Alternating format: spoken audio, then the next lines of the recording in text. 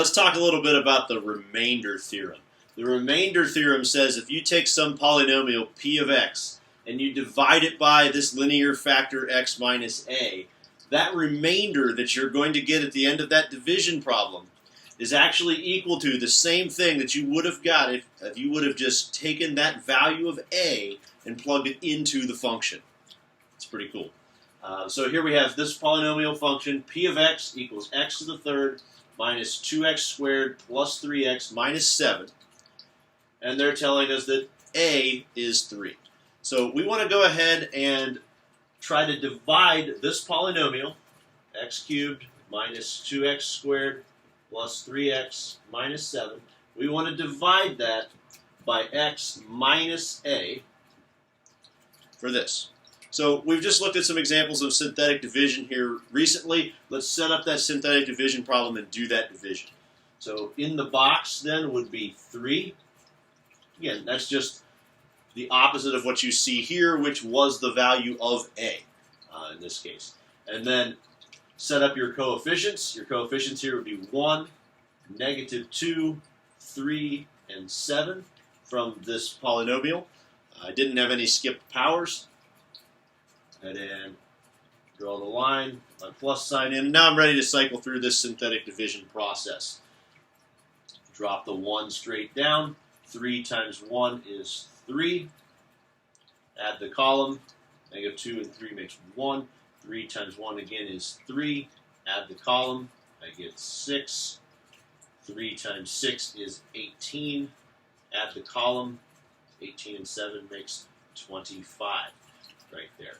So this implies that p of a, in this case p of 3, is equal to 25. What this means is if you take 3 and you plug it into the function, you should get 25. Let's go ahead and check that. Let's go back and do this the old-fashioned way. I'll leave that right there. I'm going to erase this synthetic division problem. And let's just plug 3 in for x and see what we get. P of 3 is equal to 3 cubed minus 2 times 3 squared plus 3 times 3 plus 7. And let's work this out. 3 cubed, 3 times 3 times 3 is 27. Here, minus 3 squared right there is 9 times 2 is 18, so minus 18. Here I have plus 9. Here I have plus 7. Going ahead and combining all of my like terms, 27 minus 18 is 9, plus another 9 is 18, plus 7 is in fact 25. So you can see that this theorem actually does hold true. If I set up that division problem and I divided this polynomial by x minus a, and I looked at the remainder that I got, which was 25, that's actually equal to the same thing as if I just plugged this value of a in for the x into that function.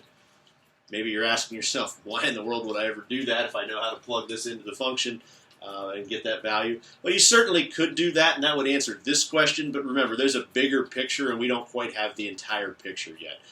We're eventually working up towards finding all of the zeros of the function, and this is going to be very helpful because not only will it verify that something is a zero of the function, it will also create a quotient of lower degree that we can continue to work with.